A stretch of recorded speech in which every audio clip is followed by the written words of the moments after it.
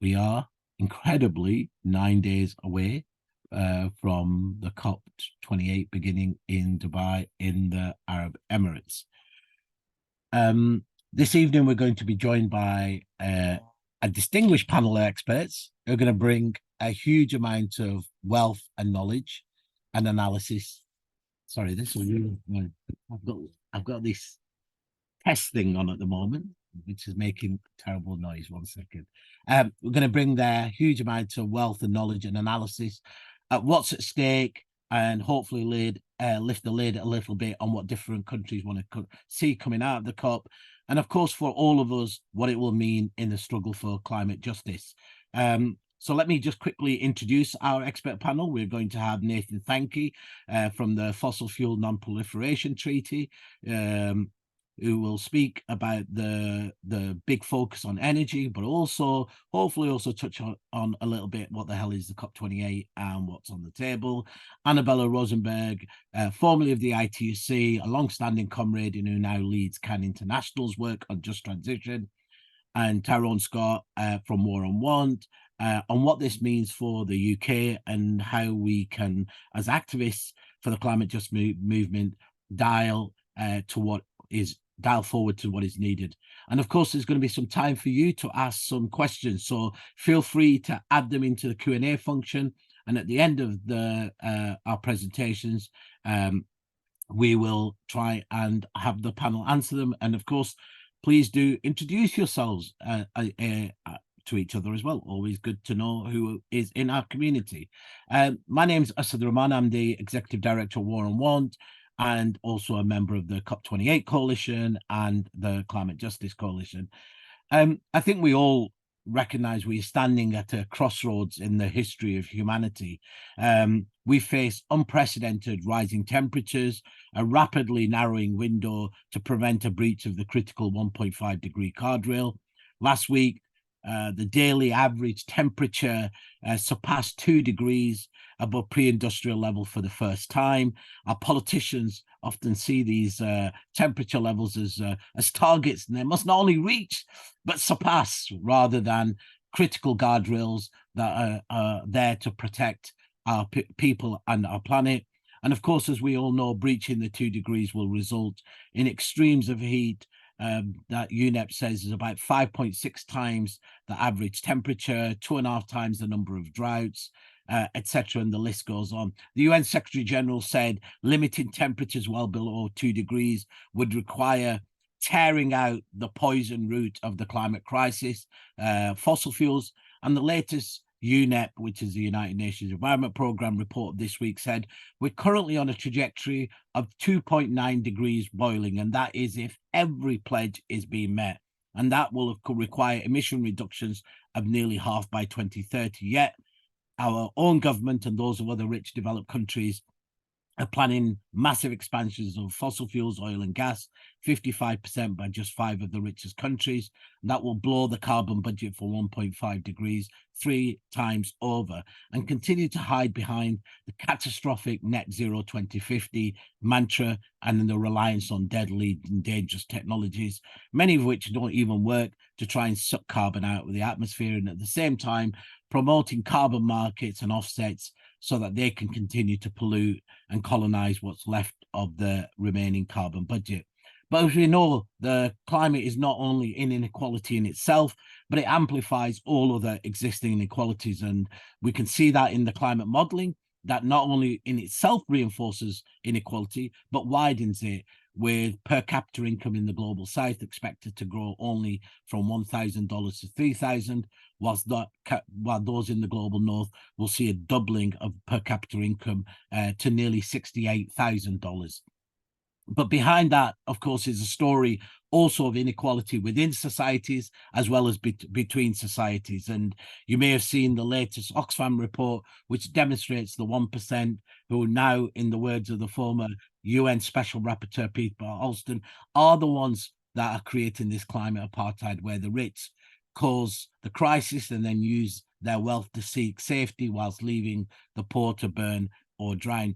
But we are also already facing a global crisis of inequality, which has made the rich super rich and the super rich obscenely wealthy, whilst working people are poorer in real terms than they have been. And now it's become even more apparent as we are in the midst of what is being called a global cost of living crisis, but more aptly should be called a global cost of greed crisis, where for every $1 earned by working people, the millionaires are amassing something like $2.3 million, and the billionaires about $2 billion a day. The Oxfam report has well laid out that 10% of the global population own global wealth, own over 76% of all global wealth. And it's now clear that tackling the climate crisis also requires us to tackle global wealth and global inequality. And that means also a focus on the global financial architecture of neoliberalism, of tax, trade, and debt that has put profit ahead of people and planet. But as the IPCC said after they published the AR6 report, the big climate science report, we need a compact on poverty and climate. But I think we all recognize we need much more than that. We need to address our collapsing ecosystems. We need to address the model of extractivism and exploitation that has breached 9 out of the 11 planetary limits. And of course, we have to address the system, both historic and current, that's often we call and name racialized capitalism, which from slavery right through to colonialism and to now to neoliberalism, has always viewed some people as disposable and some parts of the world as sacrifice zones. And we can see that with the proposals that are being put forward, particularly by rich developed countries, for industrial strategies based on a new wave of green colonialism and material extraction, simply to open up a new market, a new frontier, whilst continuing to pollute with fossil fuels. And of course, as we head into COP28, if we ever needed to see the reality of that disposability of people, we can see it in our TV screens as we view what's going on in occupied Palestine, in Gaza and in West Bank, where the very question that some lives are deemed more worthy than others is playing out, and crimes against humanity are being carried out, not only with impunity, but with the active support of many of the same rich developed countries who are overwhelmingly responsible for the climate crisis. Those that claim, those very same rich countries claim, of course, that they're unable to provide climate finance, and that is going to be one of the issues at COP28, but seem to have no problem finding the money to be able to pay for bombs, to eviscerate the Palestinian people.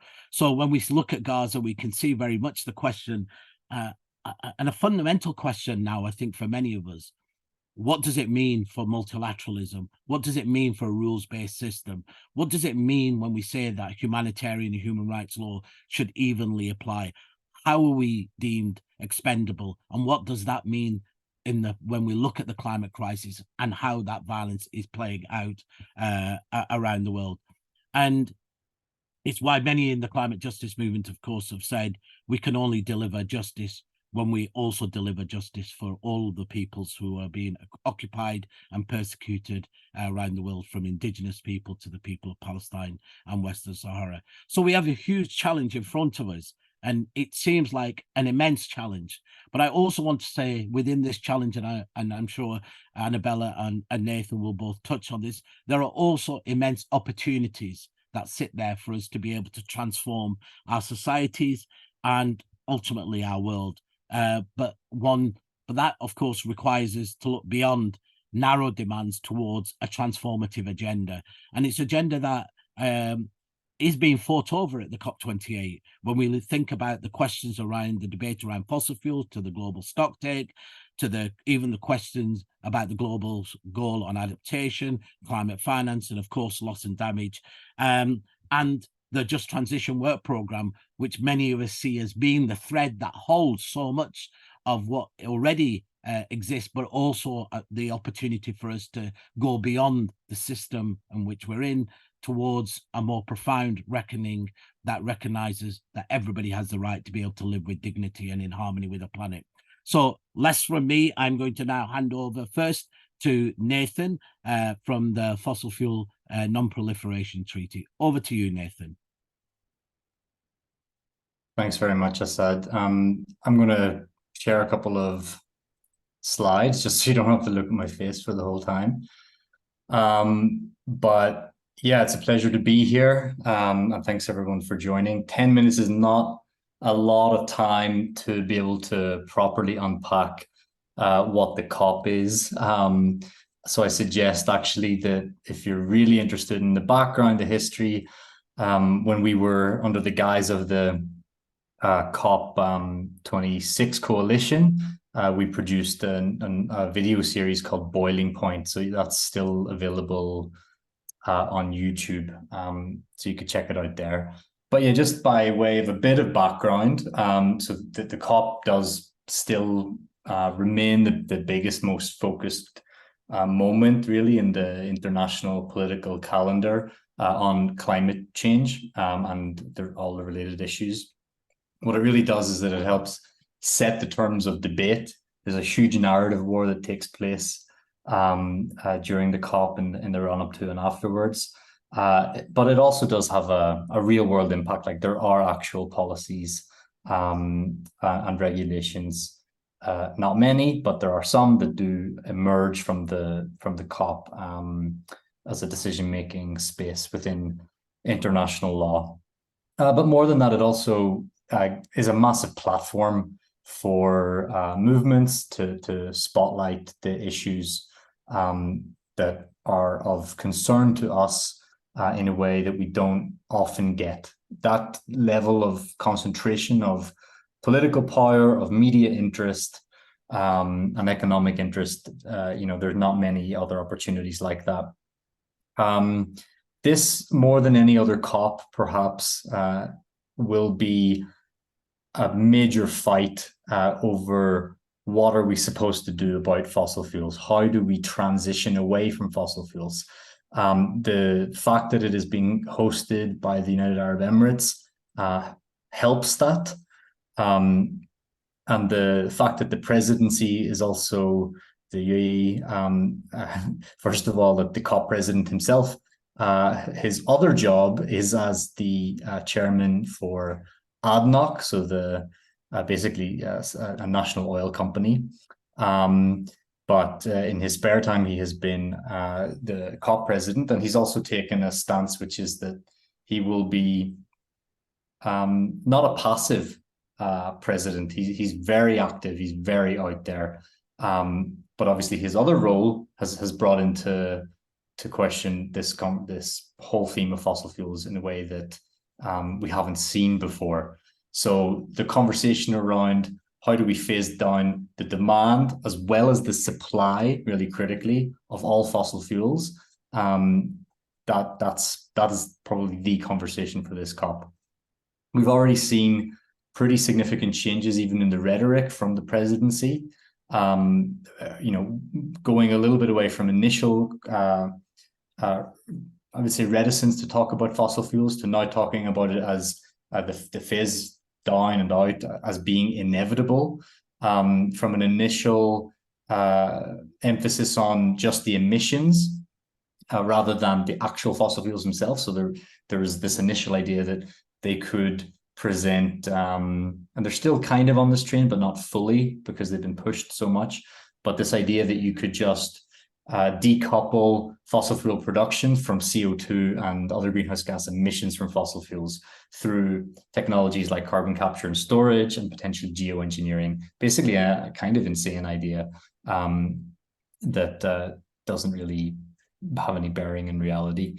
So yeah, this COP will be a media, political, policy battleground against the fossil fuel industry, who are going to be there, very well organized. I think there was reports coming out today from the Kick Big Polluters Out campaign showing the extent to which the fossil fuel industry is resourced and is organized and is active in the talks. And so we have to go there in an organized fashion as a climate movement to meet them on the side of battle. A few other bits of background very briefly. The Paris Agreement was important back in 2015 in setting a target of, as Asad said, that we're trying our very best to surpass of 1.5 degrees warming. And the UNFCCC has remained a really critical, forum for the reasons I mentioned, but also for sort of taking stock of progress towards those goals of the Paris Agreement. This year will be a particularly important milestone in that journey, because we have what is called the global stocktake, which is designed explicitly from the Paris Agreement to do that, to as it says on the tin, take stock of progress towards the goals of the Paris Agreement, and give some guidance on how we could maybe, avoid completely failing on all those goals. So the UNFCCC is important, but it's pretty clear by now, at least to us within the treaty initiative, that after 30 plus years of these negotiations going on, we need some other ideas. The Paris Agreement needs to be complemented with new mechanisms for international governance on the issue of fossil fuels specifically. Took us 26 COPs to even mention fossil fuels. We got a mention in Glasgow all of a sudden, but the mention was in what they call a cover decision. It was not in any operative sense meaningful. It was more normative, and we are nowhere near a conversation where we would be talking about more phased down plans for each country, and leaving it in the ground, and the whole idea of extraction equity as championed by many in civil society, that's not really what the COP is set up for. We think that the process of even amending the nationally determined contributions that each country's pledged to the world through the Paris Agreement, which the global stocktake is aiming to guide, the phase out of fossil fuels, it hasn't happened in that so far, and is unlikely to happen in the future. So we're really on this whole idea that while there are, and I'll get into them, some really important reasons to engage in the UNFCCC and in this COP, and that we can win, we also need to think about a bigger picture beyond that. But yeah, just the sort of top line on this COP with regards to the energy package, or with regards to fossil fuels more specifically. As I said, they're center stage now. There does seem to be a building consensus around phase out language at the COP that's now being coupled in an interesting pivot from many of the major polluters to a renewable energy target. So that's going to be on the agenda as well. The tripling of the global renewable energy capacity. But we know ourselves that if we don't have renewable energy that's actually pushing out fossil fuels, that we're just adding to the problem. And there are, of course, issues around minerals related to renewable energies that we can't also overlook. We have to bring down global demand of energy while at the same time increasing access to energy for the billion or so people that don't have adequate or any access. So beyond this, we need at the COP to see more than just declarations and rhetoric around the fossil fuel issue. We actually need to start seeing more concretely plans to not just phase out existing, but start by maybe stop making the problem worse. So a ban or the pathway towards no new fossil fuels. And we think that the treaty is a way to do this. I think that we could look at maybe a couple of different scenarios on fossil fuels. This will all play into the sort of end game, horse trading, whatever you want to call it, around all of the other issues, because the COP is never just about one issue in particular. It's about everything across the agenda in adaptation, in finance, which is always a key, evergreen struggle, as well as this year, the loss and damage fight, which was very, very live in Egypt in COP27, and there was a massive breakthrough. But the past year has seen since a lot of reneging and backsliding and really nefarious kind of meddling from rich countries to wriggle out of that. So this will all depend on how the overall package shakes out, but you can sort of see maybe a reasonably decent outcome on fossil fuels at COP would be one that does recognize the UNEP's production gap report, which shows how much countries are aiming to expand production of fossil fuels, and that's mostly North America, by the way, no matter where they want to point the finger. It also would need to recognize the full life cycles of fossil fuels. It's not just one point in the production line, it's the whole way through. Would also recognize as I said, the need to end expansion as a first step. We have to bring in the element of equity. We're not going to get anywhere if we don't. It's just a non-starter. We also have to think about and work against all of these major loopholes that the polluters are so in favor of littering into all of the decisions. So there'd be a package around doing all of that would be reasonably good. There's probably a couple of other packages that are less good, maybe one that's kind of like one step forward, 2 steps back, or maybe just 3 steps sideways, I don't know, where we sort of bank the existing language around fossil fuels, that all fossil fuels have to be phased down, all unabated fossil fuels have to be phased down. So if they could sort of build on that by dropping some loophole somewhere, it might be good, but if it's not paired with equity, if it's not linked actually to the technical negotiations, if it's just a statement at the start, it's kind of meaningless. And then an even worse outcome, would be just reiterating previously agreed language, not dealing with the loopholes, not dealing with the urgent need to end expansion of fossil fuels, and not linking it in any way to the agenda of the negotiations going forward. That would all be pretty disastrous for movements.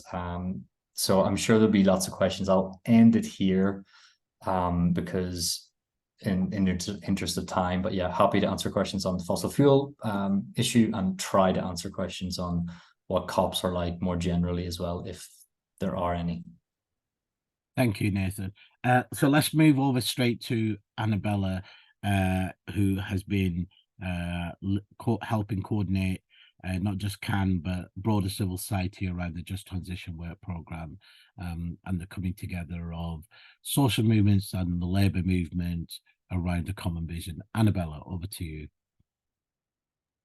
Thanks so much, and thanks for the invitation, for being with you all. I mean, I see lots of different places in the UK, and it's kind of fun. Some of them I even have family there, and I also see like someone from the United Auto Workers, present in the call. My congratulations for your win and your effort. I think it was very inspiring to see all those workers just, striking, for so long in the US, and even better because you won. But basically what I wanted to share with you is some of the developments on the just transition conversation internationally, because this has been with us for quite some time. Even part of the what you were working on in terms of the COP26 coalition, because of the work of many groups in Scotland, the conversations about fossil fuel phase out having been in society and in movements for quite some time. So let's start by saying that the United Nations conversation on just transition is not our conversation on just transition, like on anything else.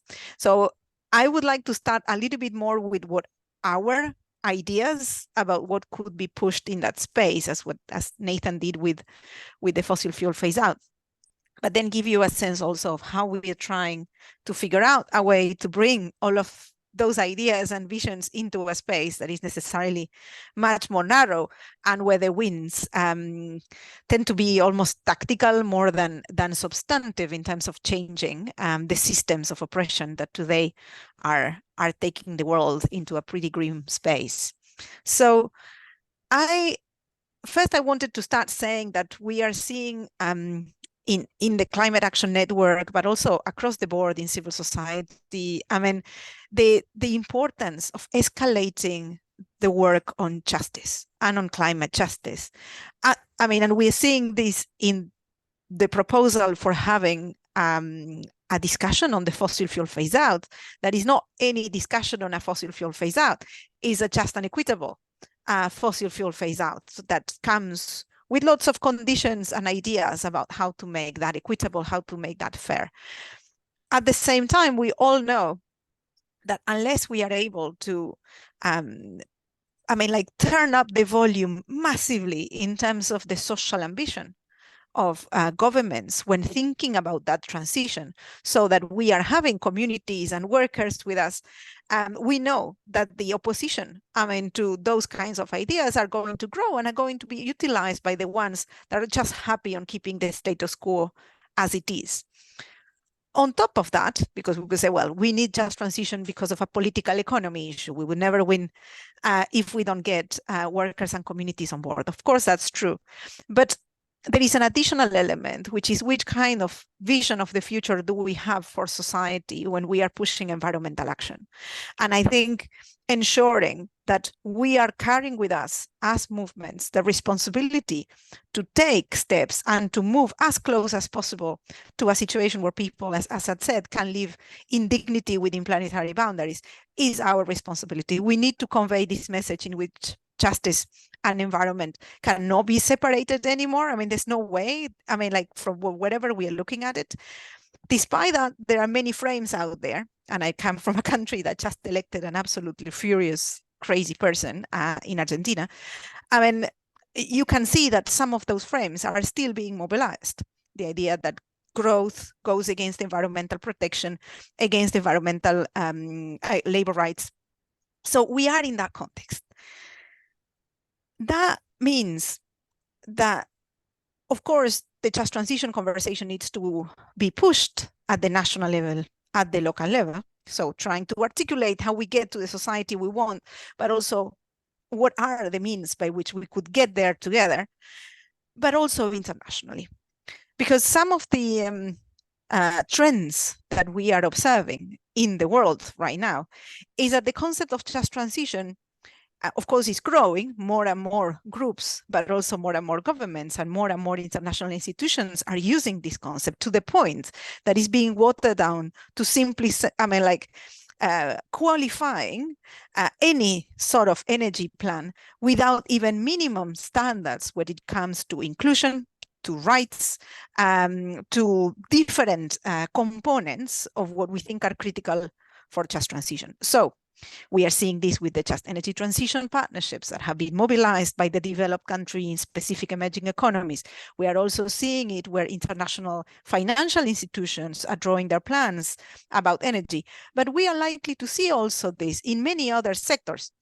For the moment, energy has been the focus, but we know that whatever partnerships or formats we are seeing with energy are going to be reproduced in many other sectors that we know need to change and go through massive changes to respond to the climate emergency. So there is this cooptation of the just transition concept going on. And we also see a context in which there is a huge amount of countries where the dependency over polluting industries is huge and have a very, very limited fiscal space to protect their workers, their communities in the transition, but also to think about how they diversify their economy away from extractive industries. So if we put those two things together, it gives us a context where we need something, that could change that dynamic that is basically taking us into an extremely unambitious, vicious circle of low ambition, low commitment, low justice, and more loss and damage. Just to go back to the other big component of what we are expecting from the COP.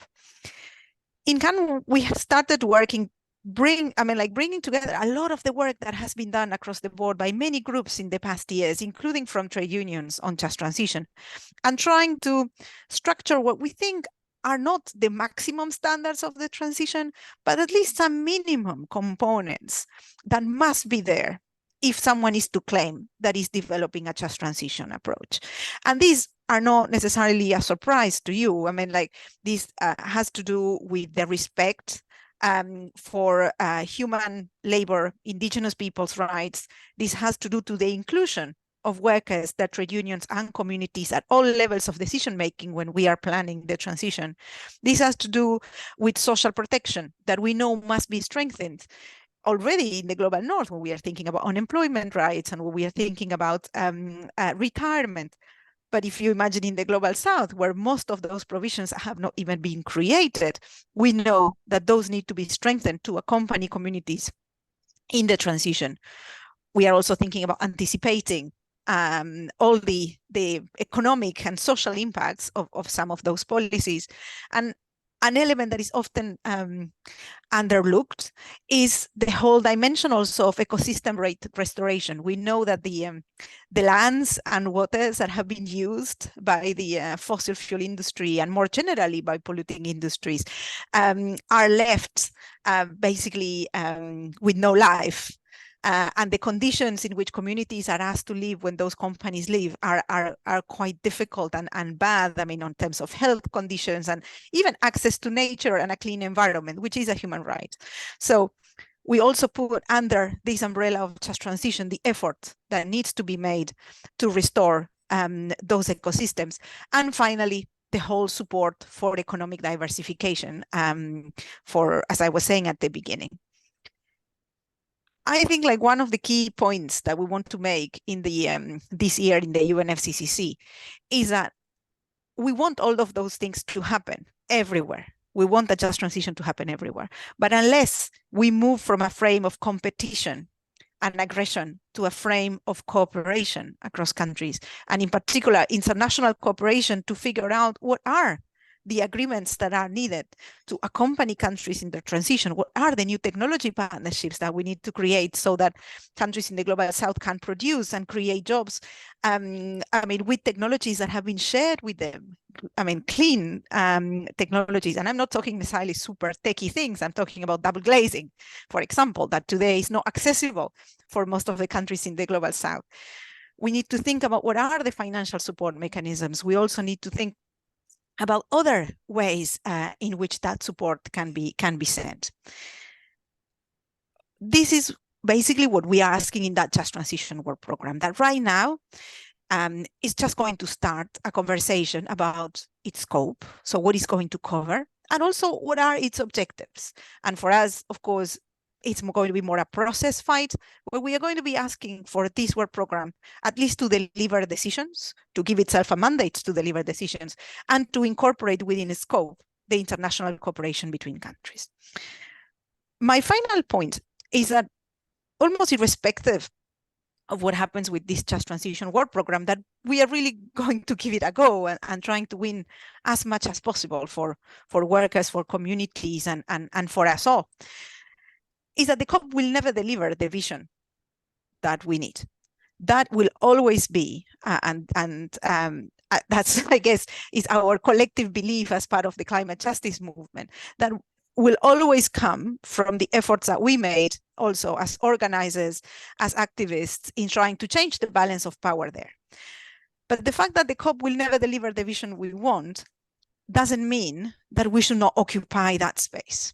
Because when we are not there pushing for these ambitious, huge ideas that we have that many people would consider unrealistic, the ones that are occupying the space are the ones that either do not want any change to happen, or the ones that are just very happy to frame climate change in a way that reinforces their role in the status quo. So I think more than ever, in a world where so many bad things are going on, I think it's very important that we keep bringing to that international space and to many other international fora the bold ideas that are coming from movements that can give a fighting chance to the climate crisis to be addressed. Over. Thank you, Annabella. And I think that point about how important it is for us to build power, but also build power with the visions and strategies behind it to as Milton Friedman very famously said, our job is to keep our policies and ideas alive until the politically impossible becomes the politically inevitable. And that's very much what's driven the climate justice movement for decades. And and along the way have made huge gains in terms of bringing some of those perspectives. We would not be having the kind of conversations we're having at the COP without the power of movements, whether it's around loss and damage, adaptation, and just transition. These are all came from the work that people did on the outside to force that agenda. So I'm going to turn to our final speaker, Tyrone. He's also going to speak a little bit about what the plans are here in the UK, I think. Over to you, Ty. Great, thank you. I'm just going to share my screen as well. So hopefully you can see what's relatively basic presentation, but similarly it means that you don't just have to look at my face too. And I'll look to try and keep it within the 10 minutes and hopefully we'll still have time for some good questions. So yeah, we're looking to provide some of the UK context and also what the actions will be here in the UK during COP28 and how you all can get involved and participate and still continue this fight for climate justice. And I guess first and foremost, maybe go back to what was around a year ago today, and with the opening speech or the UK Prime Minister Rishi Sunak's opening speech at COP27, in which he talked very tough on the climate crisis, but for decades now the UK government has been saying one thing and doing another. As we all know, and we've said, the UK was the president of the COP26 climate summit, yet have continuously failed to do its fair share of action. Instead, it's expanded its fossil fuel use, refused continuously to meet its climate finance targets, and continuing to promote trade deals that lock in fossil fuels and other corporate interests. And the UK government's reliance on oil and gas is worsening climate breakdown while driving up energy bills at home, contributing to this cost of living scandal, with the poorest and most marginalized in the UK hit the hardest. You know, it's wealthy countries in the global north, such as the UK, who have long made big promises on tackling the climate crisis, but have so far failed to deliver the resources needed to honor them.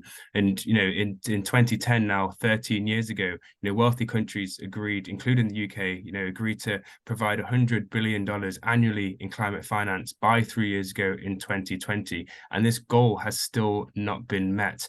So it really is time that the UK and other rich industrialized global north countries take responsibility for fueling the climate crisis and pay its fair share in climate finance and facilitate a genuine just transition or justice transition that protects workers, protects the climate, and protects communities across the global south. But instead of this, the UK is rolling back on all of its climate commitments. You know, in September of this year, our UK Prime Minister Rishi Sunak announced on the same day as the UN Secretary General's Climate Ambition Summit that this government was backtracking on key climate policies. And weakening the UK's climate policies will make it even harder for us and for the UK to meet its legally binding climate targets, will cost UK households billions of pounds, and will create unnecessary, and is creating unnecessary and damaging confusion for businesses during already turbulent time. And it's deeply, deeply irresponsible when all countries need to be accelerating climate action. As I imagine we'll all know here, you know, in June of this year, the UK government approved over 100 new North Sea oil and gas licenses, locking us into fossil fuel dependencies for decades to come. And we are already, as the UK, the second largest oil and gas producer in Europe. And the government-backed Rosebank oil field, which is the slightly pixelated picture on the right, would emit more CO2 than 28 of the poorest countries combined. So we are really not the leader and the climate leader that the UK government kind of continuously looks to profess. And as we move into the COP28 climate summit in the UAE, there are campaigns. Obviously, we have our campaigns here, but it's interesting that a group of MPs currently are pressuring Rishi Sunak to lobby other countries to commit to a phase out of fossil fuels at the COP28 climate negotiations, with over 50 cross-party MPs and peers who have written to the Prime Minister with demands that they see as critical in ensuring that the climate summit in Dubai is the moment that current and future generations need it to be. So it'll be really interesting to see if and how that is took into negotiations next month. But in the meantime, we have to ensure that we do our bit too to demand climate justice. And the slide's supposed to change here, but it's not doing so. It's being really slow. There we go. So the Global Day of Action and the Day of Action here in the UK is going to be on the 9th of December, organised and facilitated from the Climate Justice Coalition, which is made up of over 100 groups here in the UK of climate justice NGOs, grassroots groups and movements who are fighting for climate justice and for an equitable and fair future. And the reason this is so important, as everyone so rightly outlined, is because we are facing climate catastrophe and a growing case of inequality. In 2022, 5 oil and gas giants made combined profits of over 150 billion pounds, and the world's 700 biggest companies made more than 1 trillion on the back of soaring energy prices, increasing interest rates. And energy prices in Britain are already double what they were 2 years ago, while wages and benefits lag far behind rises in the cost of living. So what will we do about it? And firstly, we'll rise in our communities. We'll replace the destructive, expensive fossil fuel economy with a real alternative, one that puts people and nature first in all of our communities while creating secure, well-paying, unionized jobs. And we look to try and take advantage of cheap renewable energies to cut bills, keep everyone warm through winter by insulating our homes, and build accessible, affordable public transport to link our communities and cut disease from air pollution. We'll rise across the country and we'll call out our leaders' climate hypocrisy. As we've said before, the UK say they are a world leader on climate, but their actions speak louder than words. And we won't let a tiny club of leaders and industrialists in wealthy countries ramp up fossil fuel production while lecturing the rest of the world on climate action. And we'll rise on a global level. We'll stand with communities in the global south who are suffering from the climate crisis, which they did not create, and which does the greatest damage to countries already burdened by the legacy of colonialism and unjust colonial debt. Rich nations must provide urgent climate finance and reparations for loss and damage. And we won't allow climate breakdown to be used to bind these countries further into debt or create further exploitation, nor in these times of increased crisis and conflict will we allow migrants and the most vulnerable to be used as scapegoats. And this is one of the key things as well, is we are in an increased time of crisis and an increased time of conflict. And our sort of movements for global justice is often, and global solidarity is often beyond just the climate. It's a struggle against colonialism, against racism, against imperialism, and it's against more and more sacrifice zones across the world.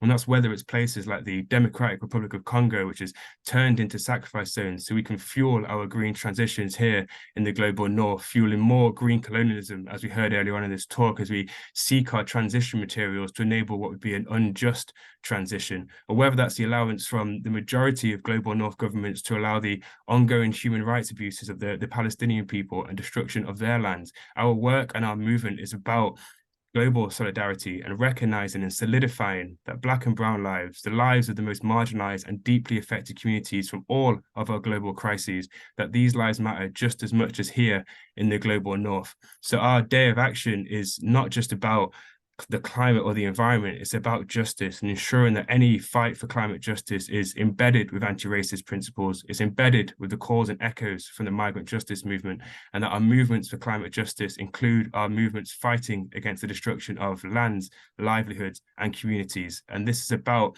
building a movement of movements, and that's how we'll look to win this fight against global injustice. And we are mindful that the 9th of December, and right now there are weekly Palestine demonstrations, and anything that happens on this day will not be an attempt to supersede them. We're in communication with the organizers of the weekly demonstrations, and will ensure that any actions that take place on the 9th will both supplement and then feed into existing marches for a ceasefire and for a free Palestine, which may be happening on that day. And again, just trying to be quick, so I whiz through, but this Day of Action here in the UK, as we speak about, is not just an action within itself. It is part of a global Day of Action organised by the COP28 coalition, which is a coalition which brings together individuals and organisations to amplify the power of collective actions in the lead up to and during COP28 in the fight for climate justice and in the fight for system change. And I'll whiz through a bit, and any of this information we'll send around in the emails afterwards, all the links and the topics that we've spoken about here today. But the rationale about the Day of Action, as it says in the slide, provide that critical opportunity to raise our demands and escalate our fight for climate justice and for system change, and to ensure that December 9th is the high point of this period, and there'll be coordinated actions all across the UK, all across the world, and at and inside the COP venue as well. And just to whiz through again, the objective of this day is to weave and amplify the calls and demands of different climate movements and sectors, demonstrate the strength and the determination of the global climate justice and increasingly the global justice movement in our intersectional struggle for justice, expose the failures and schemes and generate intense pressure against governments, corporations and other institutions at the COP28 negotiations, and attract new people and forces into our movements for climate justice. And bringing it back to the UK, this Day of Action that will be taking place on the 9th of December, please do visit the climatejustice.uk website, and there will be already over 25 locations and more increasing every day of actions that will be happening. If there's not one in your area, you can organise one, and there's details to get in contact on how to do so. But already there's actions from London to Edinburgh and Durham, in Aberystwyth, in Nottingham, in Swansea, all across the UK. And this is not just about one singular day of action. It's about building a movement of movements, as we said before. It's about continuing our fight for climate justice at COP and beyond. And it's about sending a message to world leaders and our leaders here in the UK that we will continue this fight for an intersectional climate justice that values the lives and livelihoods of the most marginalized and affected communities. And just to finish there, so we have time for a Q&A, as we're looking at this Day of Action is not a singular day. We need to continue our rise, and we'll do so. And one example of this is a plug for our own event, which will be happening on the 24th of February 2024, and Still We Rise, which is the War in One Festival of Solidarity and Resistance. And again, these QR codes may be quite small. You can scan them right here to get more information to book your place, but we'll send out the links again in the follow-up email with our recording of today. But this will be a radical one-day festival of panel discussions, workshops and training, bringing together social justice movements from all over the world to forge global solidarity, inspire collective action and build solutions to turn crisis into justice. And we'll hear from and stand shoulder to shoulder with activists and justice movements from across the global south and north, from indigenous communities defending their lands from destructive mining corporations, to garment workers taking on low wages and poor conditions in the exploitative fashion industries, to Palestinians demanding an end to colonization, and trade unions challenging Amazon's tax dodging. This is about building a movement of movements on now, today, on the 9th of December, moving into 2024. How we'll win is in solidarity and in global solidarity and collective action. And I'll look to end there, but yeah, please get in contact for any more information on any of these things, and we'll send out all the details too in the next sort of day or two after this session. Okay, thanks, Ty. I'm just very conscious of time. Sorry, we ran over a little bit. So I know some questions people, thank you panel, have started to answer in the Q&A. I wonder whether we can just pick up maybe a couple. So I can either say the couple or you can look and just try and answer. I'll give you all a couple of minutes each. And there's a question, so somebody was asking about policy demands.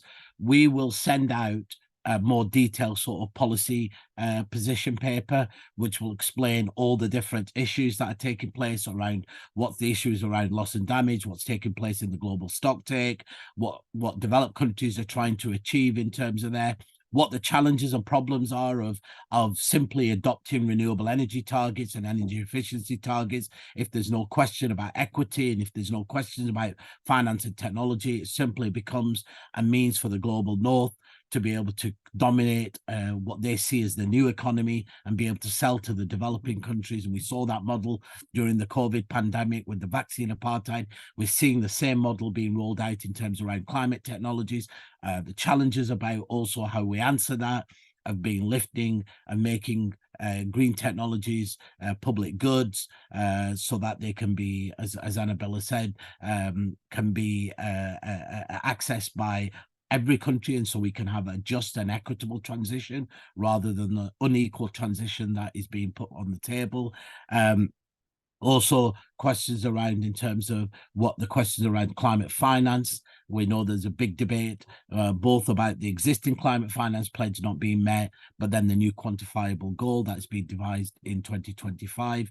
We'll set out all of those so you don't need to take it. It'll come with the recording of the we decided probably not best to go into all the techie detail, but for those that want it, that will be provided. So I'm going to go in slightly different order. Annabella, do you have any closing couple of minutes just on any of the questions that you would like to pick up? Yeah, there were a lot of questions, and some I tried to answer in writing. Probably just one in terms of the freedom of speech and our ability to impact and influence governments, because I think those two are a little bit different. One is, and I think it was Nathan in the chat, I mean, like, I think in the UN, I think we have a certain number of rules that indeed allow us to keep bringing our issues. And I think, well, in general, I mean, that space is relatively protected. I think the issue goes a little bit more in terms of what does it mean in terms of mobilization and pressure on countries vis-a-vis the outcomes of the COP. And I think that's what makes national demonstrations on the Global Day of Action particularly important, because I don't think governments care a lot about what we in the corridors of the COP do. What they do care, it's about the pressure in their capitals. And I think like the cost of climate inaction remains extremely low from a government perspective. So probably I would just conclude on the fact that we need to figure out a way in which we keep escalating the pressure in all possible ways, so that we are ahead. And this is whether we are in a country where there is extremely constrained public space, or in countries that look a bit I mean, like, yeah, with more freedom, but where we know the repression can go also very fast, depending on what's the tone and what is our ask, as we are also seeing on the crushing of Palestinian activists in the global north, or in many other topics about environmental activism more generally, and the criminalization of protest there. So yeah, probably my encouragement to massively join the Global Day of Action and be many in the UK, as Darren has said. Over. Thanks, Annabella. Nathan, do you want to pick up any that either you've answered or you would like to focus on? Yeah, sure. I mean, some I'm just reading some of the comments. They're quite funny.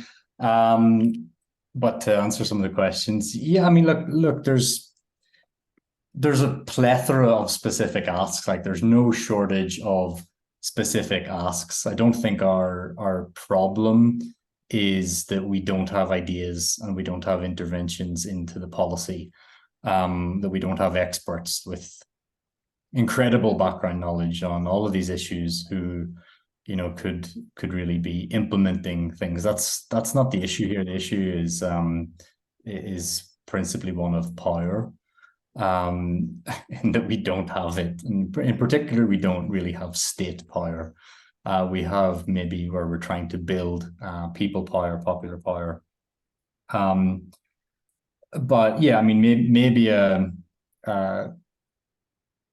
challenge that we've had is harnessing that popular power behind a smaller set of demands, or being more effective and precise and focused with when we have and make certain demands. I think that the last COP was a good example, actually, of a movement coming together, picking its time, picking its place, marshalling its forces for a breakthrough on loss and damage, which, if you've been following the COP for a long time, you would have thought even a few years ago would have been impossible.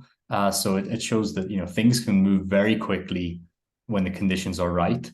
I would suggest that, you know, previously I would have suggested that this year, you know, was ripe for fossil fuels being the sort of singular demand, but it's not actually simple, right? Like, it's hard to get what's the single demand, because ending fossil fuels as a single demand, that might be good to put on a banner. That's not a demand as such, right? Like, that says nothing about what and how. And all of the, you know, complex considerations that go into what a just transition would look like. I actually think that ceasefire is probably the best single demand, and the most necessary single demand. that we should bring to the COP as like a moral duty. Of course, we all hope and pray and are all actively, doing what we can to make sure that there's a ceasefire before then. But in the likely event that there isn't, I think that would be one. And then just one thing I want to say, I answered the question about restrictions on free speech in UAE in text, and Annabella did too. So I actually kind of want to answer this one about like how effective is a COP or not. And I don't think it's a simple answer. It's not a linear process. I'm equally as dismissive and skeptical of the folks that are completely like the COP is a complete waste of time, as I am of the people that are like, oh, we have the Paris Agreement, we're all sorted. Like, I think it's somewhere there's a more complicated story that's probably less, it's less easy to tell, but I would go there. And I think, like this, how long will it take? When are we going to win? We're not going to win, like, while you're alive. I'm sorry. This is a many generations struggle. And what we're trying to transform is so much bigger than, a single human life that I forget about winning. Like, that's the wrong question, I would suggest. And, if you're tempted to fall into kind of despair because of that, despair is just a colonization of the future. So forget about that too. Cool. Ty, very conscious, last breath. Yeah, no, thank you. And just thinking the questions in the chat, I guess very, very quickly, the question from Francis about whether food issues are being addressed. That's, I guess, what comes with such a sort of plethora of issues to cover 1 hour that we're touching it. But absolutely, it will be getting brought both through our movements, through the work that we'll be doing, and the work that we've done in the past, because the level of disruption to global food production is one of the huge challenges deeply connected to the ever worsening climate crisis, and it really illustrates how unsustainable the current global industrial food system is. And just very quickly, we're talking about the degrees of global heating at the moment, where we're fighting for 1.5, but even with 1.5 degrees of global heating, it risks crop failure of staple crops in many major food producing countries, in which it is peasants and farmers who are going to be most affected, and their livelihoods most affected too. So again, very briefly, there's much more on this, but absolutely is something that will be brought to the table 100% at both the COP from movements across the global struggle and through our continued work too. Cool. And I want to just answer maybe one of the other questions out there, just as we're wrapping up. There is a lot of technical demands that we have that are of course really critical in terms of all of these areas of work, and they need to be continuing. We need to continue to push them in terms of the COP. But there is also a point that we have failed to tell a story that engages people and connects where people are in terms of their material conditions, particularly in the moment of multiple crises. That's why lots of us work, when we talk about the just transition, we don't simply see it as like a technical transition, but it's also about the transition of the story of how do we connect climate and inequality and where people are. How do we start talking about a better life rather than less things? How do we make sure that the story of climate connects the right to food and the right to energy and living wages, and make the climate crisis not something that's tangential to people's everyday existence, but very, very central. And then connect both that in the global north and the global south, connecting common demands and common experiences, that everybody has the right to housing. How do we envisage that fairer and more just society so that we can build those connections and those powerful movements? That's very much what we're trying to do on February 24th. It's very much the underlying conversations around what the just transition brings to us, but also the questions about what needs to happen in terms of, when we talk about the global financial architecture, that these are also about ensuring that ordinary people, no matter where they are in the global north or in the global south, benefit. How do we guarantee, a living wage? Well, actually, we know You have to tax wealth. You have to transform the way in which we tax corporations. We have to shift the power of corporations and begin to create a society where well-being and the right to dignity become the central component of the kind of economy that we need to have. That's a transformational agenda, but there is also transitional demands that are needed within that move is closer to that agenda. And that is some of the things that are being fought out at the COP28 coalition. So again, we need the vision, but we need the demands, but we also need the story we're telling of this moment that isn't one of doom and gloom, but actually also is one of huge possibility. So we'll send out a lot of that and a lot of the technical side of stuff. But I think the underlying message from everybody who works around the UNFCCC and COP is that the only thing that ultimately will change and deliver the outcome, whether it's at local, national, or global level, is when our power is greater than the power of capital and those that are currently invested in maintaining the status quo. The only way we're going to be able to build that power is if we can connect across different movements and weave together those stories into a common agenda. That's our struggle. It's our collective struggle, and but one I believe profoundly we can and win. And it has happened in the past, and we as ordinary people have been the engines of transformation, and we will continue to be.